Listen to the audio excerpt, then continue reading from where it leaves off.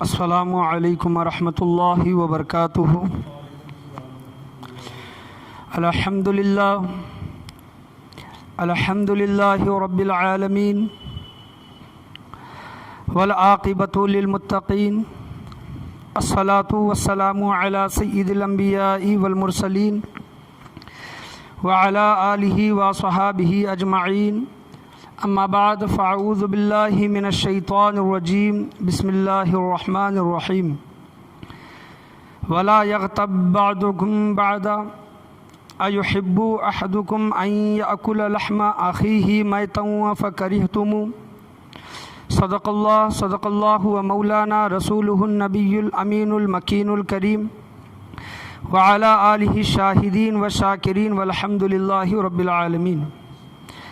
آئیے ہم اور آپ اپنے غلامی کا ثبوت دیتے ہوئے گنبد خضرا میں آرام فرمانے والے آقا حضور مکی مدنی تاجدار مدینہ سرور و قلب و سینہ جناب احمد مجتبی محمد مصطفیٰ صلی اللہ علیہ وسلم کی بارگاہ مقدس بے پناہ میں درود و سلام کا ہدیہ نچھاور کریں۔ پڑھیے بآواز بلند، اللہم صلی علی محمد وبارک سلم صلو علیہ، الصلاۃ والسلام علیک یا رسول اللہ صلی اللہ علیہ وسلم۔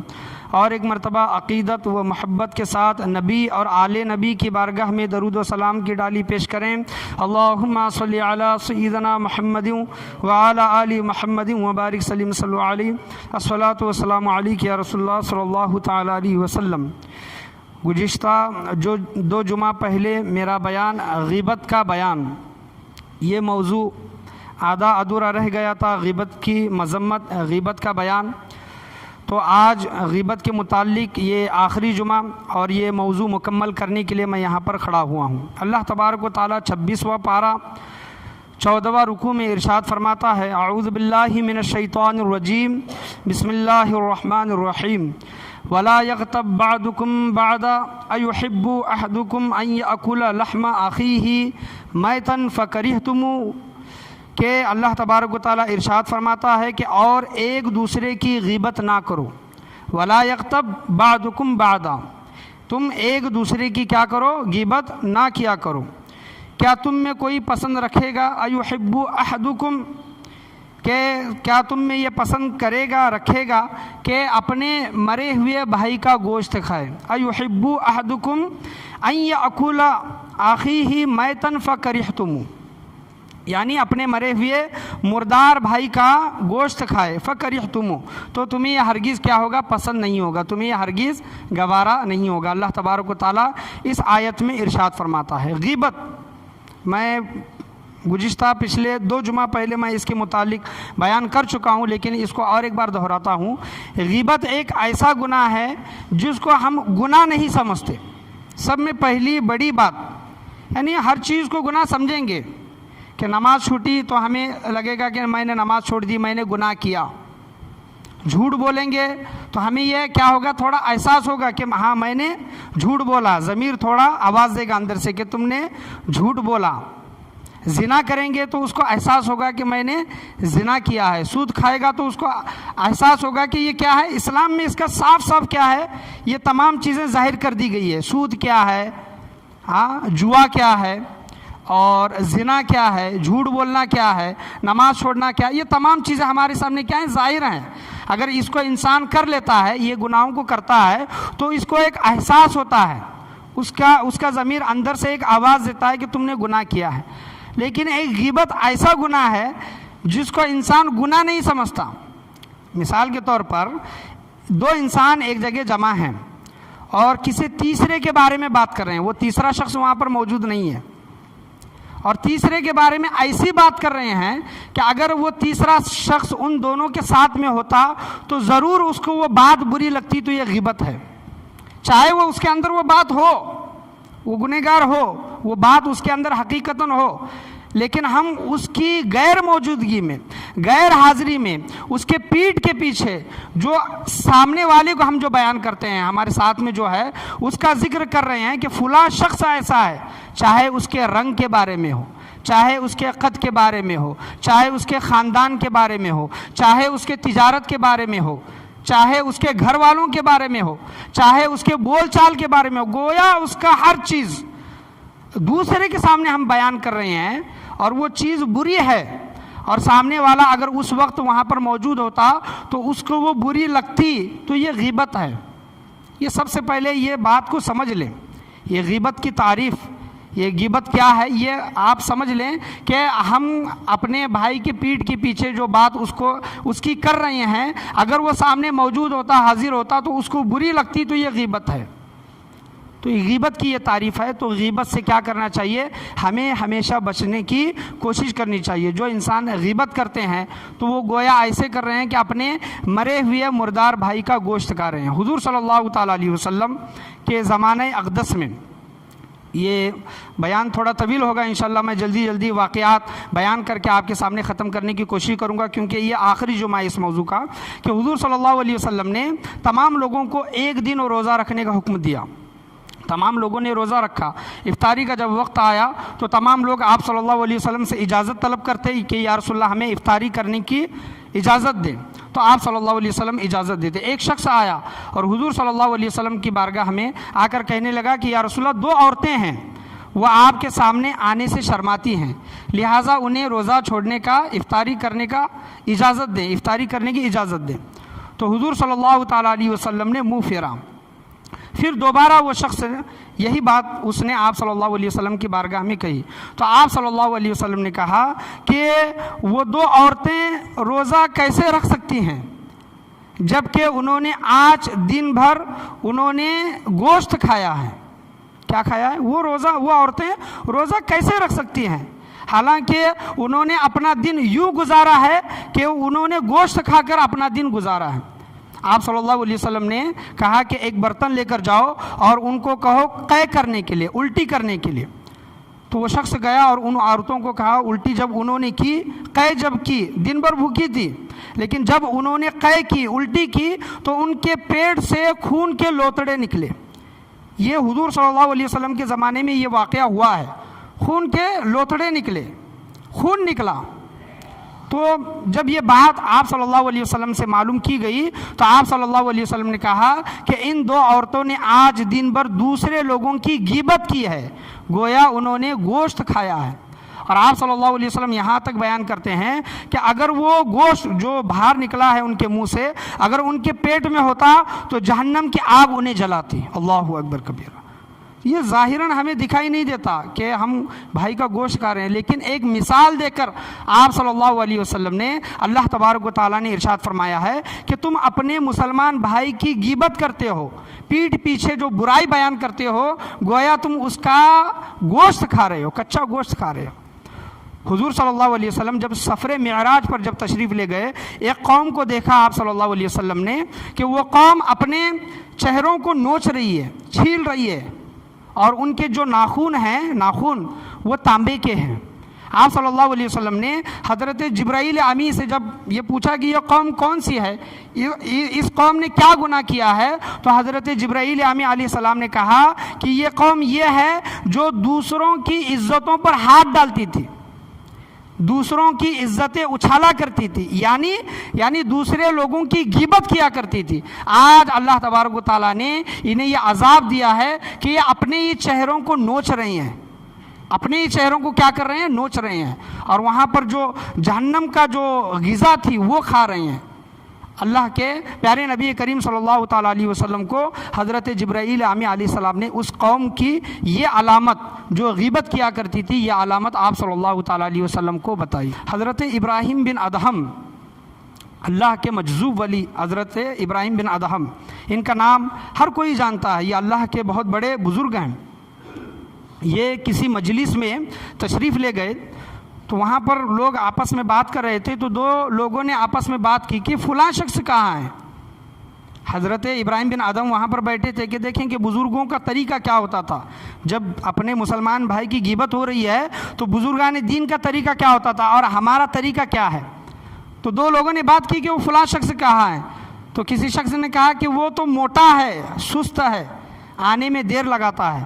فوراً حضرت ابراہیم بن ادہم اس مجلس سے اٹھے اور اپنے آپ پر لعنت کی کہ اے ابراہیم، تو ایسی مجلس میں جاتا ہے، پیٹ کی خاطر، بھوک کی خاطر تو ایسی مجلس میں گیا جہاں پر تیرے بھائی کی غیبت ہو رہی تھی۔ حضرت ابراہیم بن ادہم وہاں سے اٹھے اور انہوں نے 3 دن تک کھانا نہیں کھایا، بے حال رہے، یعنی افسوس کیا اپنے آپ پر کہ میں ایسی مجلس میں بیٹھا کہ جہاں پر میرے مسلمان بھائی کی غیبت ہو رہی تھی۔ آج دیکھیں کہ ہر کوئی، اگر 2 شخص 4 شخص ایک جگہ جمع ہے، کسی نہ کسی کی ہم بات چیت کرتے رہتے ہیں۔ اگر اچھی بات کر رہے ہیں، اس کا اچھا ذکر کر رہے ہیں تو اچھی بات ہے، لیکن اگر برائی کر رہے ہیں تو غور کریں کہ ہم اس کی برائی نہیں کر رہے بلکہ اس کی غیبت بیان کر رہے ہیں، اور غیبت بیان کرنا اس کا گوشت کھا رہے ہیں ہم۔ تو ایسی مجلسوں سے بچیں، جہاں پر ایسا ذکر چلتا ہے وہاں پر ہٹنے کی کوشش کریں۔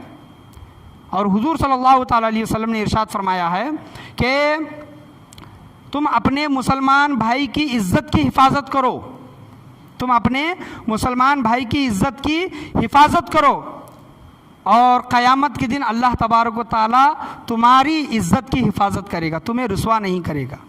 مثال یہاں پر یہ بتایا گیا کہ اگر کسی مسلمان بھائی کی برائی ہو رہی ہے، اگر تم زبان سے روک سکتے ہو تو روکو اور بولو کہ بھائی اس کو برا مت کہو، یہ غیبت ہے۔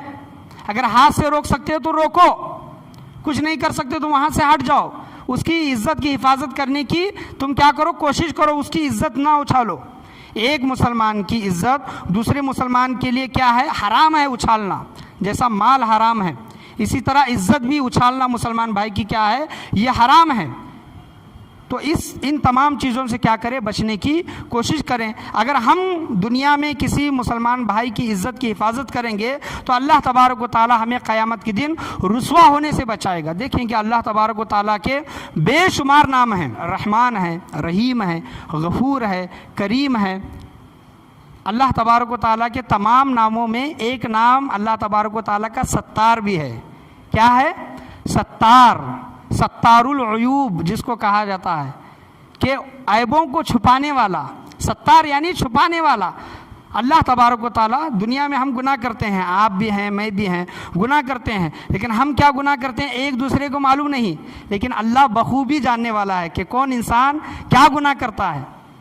ہم چھپ کر کرتے ہیں، تنہائی میں کرتے ہیں، 4 دیواری میں کرتے ہیں، گناہ کرتے ہیں، ہمیں ایک دوسرے کی خبر نہیں کہ ہم کیسے ہیں، لیکن اللہ تبارک و تعالیٰ بخوبی جانتا ہے کہ میرا بندہ کیسا ہے۔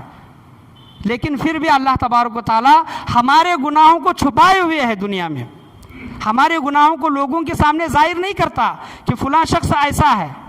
تو اللہ تبارک و تعالیٰ کریم ہے، غفور ہے، رحیم ہے، اسی طرح ستار بھی ہے، چھپانے والا۔ تو ہمیں بھی لوگوں کی عزتوں کو، لوگوں کے گناہوں کو چھپانے کی کوشش کریں۔ اسی طرح کی ایک حدیث ہے غیبت کے متعلق، 2 شخص آپس میں کسی صحابی رسول کی انہوں نے غیبت کی، اور ان کے پاس روٹی تھی، اور وہ حضور صلی اللہ تعالیٰ علیہ وسلم کے پاس آ کر کہنے لگے کہ یا رسول اللہ ہمارے پاس روٹی ہے، آپ سالن دیجئے۔ حضور صلی اللہ علیہ وسلم نے کہا کہ تم نے سالن پہلے سے کھایا ہوا ہے۔ ان لوگوں نے کہا کہ یا رسول اللہ روٹی ہمارے پاس ہے، سالن تو ہے ہی نہیں۔ آپ صلی اللہ علیہ وسلم نے کہا کہ تم نے اپنے مسلمان بھائی کی غیبت کی ہے، گویا تم نے سالن کھایا ہے۔ یہ آپ صلی اللہ علیہ وسلم مثالیں دے کر لوگوں کو بتاتے تھے کہ غیبت کتنا بڑا گناہ ہے۔ حضور صلی اللہ تعالیٰ علیہ وسلم کی ایک حدیث ہے کہ اماں عائشہ صدیقہ رضی اللہ تعالیٰ عنہا، ماں عائشہ صدیقہ رضی اللہ تعالیٰ عنہ، 2 روایتیں آئی ہیں، مسند احمد، الترغیب والترہیب، احیاء العلوم، یہ الگ الگ کتابوں میں ذکر آیا ہے کہ حضور صلی اللہ علیہ وسلم کے ازواج میں سے ایک ازواج، حضور صلی اللہ علیہ وسلم کی ایک بیوی کی قد تھوڑی کم تھی۔ ایک روایت یہ بھی آئی ہے، اور ایک روایت یہ آئی ہے کہ حضور صلی اللہ علیہ وسلم کی بارگاہ میں ایک عورت آئی اور کچھ مسئلہ وغیرہ تھا، پوچھ کر وہ چلی گئی۔ ماں عائشہ صدیقہ رضی اللہ تعالیٰ عنہ اس وقت موجود تھی۔ 2 روایتیں آئی ہیں۔ ماں عائشہ صدیقہ رضی اللہ تعالیٰ عنہ نے کہا کہ یا رسول اللہ اس عورت کا قد کتنا چھوٹا ہے، یعنی کتنے کم قد کی ہیں۔ اور دوسری روایت یہ آئی ہے کہ ان کا جو لباس جو تھا، وہ دامن جو تھا وہ بہت لمبا تھا۔ اور ماں عائشہ صدیقہ رضی اللہ تعالیٰ عنہ نے کہا کہ یا رسول اللہ اس عورت کا دامن کتنا بڑا ہے۔ حضور صلی اللہ علیہ وسلم نے کہا کہ اے عائشہ تم نے غیبت کی ہے۔ حضور صلی اللہ علیہ وسلم نے ارشاد فرمایا کہ اے عائشہ تم نے غیبت کی ہے، یہ برائی اگر سمندر میں ڈالی جائے تو سمندر کے پانی کا ذائقہ بدل جائے۔ اللہ اکبر، غیبت اتنا بڑا گناہ ہے۔ مسند احمد، الترغیب والترہیب احیاء العلوم میں یہ حدیث آئی ہے، دو روایتیں الگ الگ ہیں۔ عائشہ صدیقہ رضی اللہ تعالیٰ عنہا نے یہ کہا کہ اس کا قد چھوٹا ہے، یا پھر یہ کہا کہ اس کا کرتے کی جو ہائٹ ہے وہ زیادہ ہے، تو یہ آپ صلی اللہ علیہ وسلم نے اس پر کہا کہ تم نے غیبت کی ہے۔ تو دیکھیں کہ ہم اور آپ دیکھیں کہ اپنے آپ کا جائزہ لیں، محاسبہ کریں کہ ہم کتنے لوگوں کی برائی کرتے ہیں۔ فلاں شخص اگر وقت پر نہیں آتا تو اس کو کہتے ہیں کہ ہمیشہ دیر سے آنے والا ہے۔ فلاں شخص اگر کوئی تھوڑا زیادہ کھاتا ہے تو اس کو موٹو کہتے ہیں، زیادہ کھانے والا کہتے ہیں۔ کسی کا رنگ کالا ہے تو اس کے پیٹھ کے پیچھے اس کی برائی بیان کرتے ہیں۔ گویا ہر چیز بھائی اگر ہمارا وہ اگر سامنے ہوتا، اگر وہ ہماری بات اس کو بری لگتی، وہی بات ہم اس کے پیٹھ کے پیچھے کر رہے ہیں، تو گویا یہ غیبت ہے۔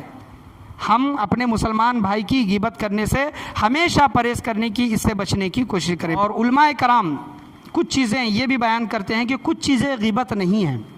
علماء کرام کیا کہتے ہیں کہ کچھ چیزوں میں غیبت نہیں ہے۔ مثال کے طور پر ایک شخص اعلانیہ گناہ کرتا ہے، سود کھاتا ہے، زنا کرتا ہے، شراب پیتا ہے، یعنی چھپ کر گناہ نہیں کرتا، اعلانیہ لوگوں کے سامنے گناہ کرتا ہے، اعلانیہ گناہ کرتا ہے، اس کے لیے کوئی غیبت نہیں ہے۔ مثال کے طور پر سمجھ لیں کہ ہمارے بچی کا کہیں پر رشتہ ہونے جا رہا ہے، ہمارے بچی کا کہیں پر رشتہ ہونے جا رہا ہے، یا پھر ہم کوئی لڑکا دیکھ رہے ہیں یا پھر کوئی لڑکی دیکھ رہے ہیں، تو ان کے متعلق اگر کوئی معلوم کرنا ہے کہ لڑکی کیسی ہے، لڑکا کیسا ہے، اور اس کے متعلق ہم یہ جانتے ہیں کہ یہ گناہ کرتا ہے، اعلانیہ گناہ کرتا ہے، تو یہ ہمیں حق حاصل ہے کہ اس کے متعلق بیان کرے کہ فلاں شخص ایسا ہے۔ یہ غیبت میں شمار نہیں ہوتا، یہ غیبت میں شمار نہیں ہوتا۔ بہت سے جگہوں پر یہ دیکھا جاتا ہے، ہم خاص کر کے نماز پڑھنے والے لوگوں میں یہ دیکھا جاتا ہے کہ فلاں شخص کا، فلاں لڑکی کا، فلاں لڑکے کا کہیں پر رشتہ ہو رہا ہے، اور وہ جو پوچھ تاچھ کے لیے جب آتے ہیں تو ہم کیا کرتے ہیں کہ لڑکا اچھا ہے، لڑکی اچھی ہے، یہ بول دیتے ہیں، حالانکہ وہ بری ہوتی ہے۔ بہت سے لوگ اچھے بھی ہوتے ہیں، بہت سی لڑکیاں اچھی بھی ہوتی ہیں، بہت سے لڑکے اچھے بھی ہوتے ہیں، میں یہ بات نہیں کر رہا، لیکن جو صحیح میں برے ہوتے ہیں، جو گنہگار ہوتے ہیں، اور گناہ بھی چھپ کر نہیں کرتے بلکہ لوگوں کے سامنے اعلانیہ گناہ کرتے ہیں، اور ان کے متعلق ہم یہ جھوٹی گواہی دیتے ہیں کہ لڑکی اچھی ہے، لڑکا اچھا ہے، تو یہ گویا ہم کیا کر رہے ہیں؟ ایک دھوکہ دے رہے ہیں۔ کیا کر رہے ہیں؟ ہم دھوکہ دے رہے ہیں۔ ان کے متعلق بیان کریں کہ فلاں شخص ایسا ہے، اور اگر وہ برائی کرتا ہے، اگر وہ گناہ کرتا ہے، اس کے متعلق اگر ہم بول رہے ہیں تو یہ گناہ نہیں ہے۔ ہمارے اندر یہ کیا ہے؟ رہنے دو رشتے جڑنے جا رہے ہیں، ہم کیوں توڑیں؟ یہ ہمارا یہ خیال، یہ ہمارا یہ مائنڈ بنا ہوا ہے۔ لیکن ہم اگر اس وقت سچی گواہی نہیں دیں گے اور لڑکی کا نکاح ہو گیا، لڑکے کا نکاح ہو گیا، بعد میں جو آپس میں جو خاندان لڑائی کر کے تباہ و برباد ہو جاتے ہیں، اس کا کہیں نہ کہیں ذمہ دار ہم لوگ ہوتے ہیں۔ تو جہاں پر سچی گواہی دینے کا وقت آتا ہے وہاں پر سچ بولنے کی کوشش کرے۔ جو انسان خود کو گناہوں سے نہیں بچاتا، یعنی گناہ بھی کرتا ہے، لوگوں کے سامنے کرتا ہے، اور یہ امید رکھتا ہے کہ میرے گناہ دوسرے لوگ بیان نہ کریں، تو خود اپنے گناہوں کا اظہار کر رہا ہے، لوگوں کے سامنے کھلے طور پر کیا کر رہا ہے؟ گناہ کر رہا ہے، تو لوگ تیرے گناہ کیوں چھپائیں؟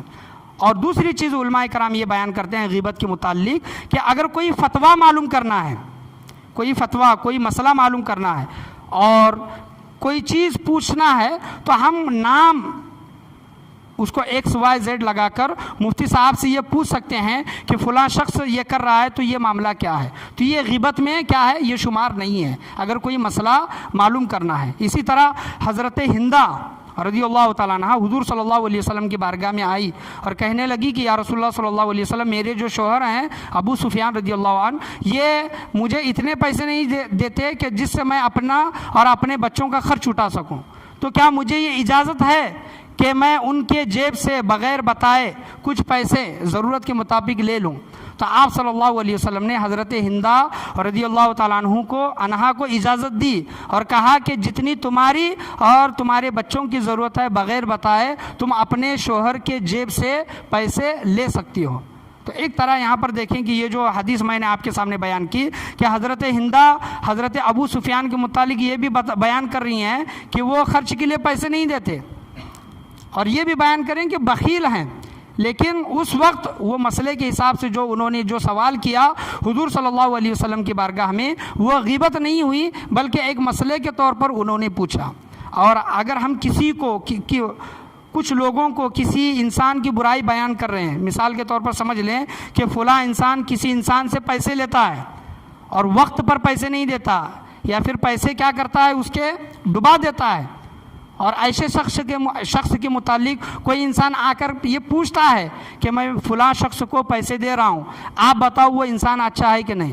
اگر آپ اس کے متعلق جانتے ہیں کہ یہ پیسے اگر لے گا تو دے گا نہیں، بالکل نہیں دے گا، تو غیبت نہ کرتے ہوئے، غیبت کا ارادہ نہ رکھتے ہوئے اس انسان کے متعلق بتا سکتے ہیں کہ فلاں انسان ایسا ہے۔ یہ غیبت میں کیا ہے؟ یہ غیبت میں شمار نہیں ہے۔ تو کچھ ایسی چیزیں ہیں، لوگوں کو دھوکہ دینا، چوری کرنا، جھوٹ بولنا، جو ایسے گناہ ہیں جو انسان کھلے طور پر کرتے ہیں، اعلانیہ کرتے ہیں، جو اپنے آپ کو نہیں چھپاتے، تو ایسے لوگوں کے متعلق دوسرے لوگوں کے سامنے بیان کرنا کہ فلاں شخص ایسا ہے، یہ غیبت میں شمار نہیں ہے۔ تو یہ غیبت یہ بہت بڑا گناہ ہے جس کو ہم گناہ نہیں سمجھتے۔ یہ غیبت اتنا بڑا گناہ ہے کہ علماء کرام بیان کرتے ہیں کہ اگر تم اپنے کسی مسلمان بھائی کی پیٹھ کے پیچھے اس کی برائی بیان کرتے ہو تو یہ گناہ کبیرہ میں سے ہے۔ حضرت شیخ سعدی رحمۃ اللہ علیہ اپنے بچپنے کا واقعہ بیان کرتے ہیں۔ گلستان کتاب میں یہ واقعہ آیا ہے کہ میرا بچپنا تھا، میں اپنے ابا حضور کے ساتھ تھا،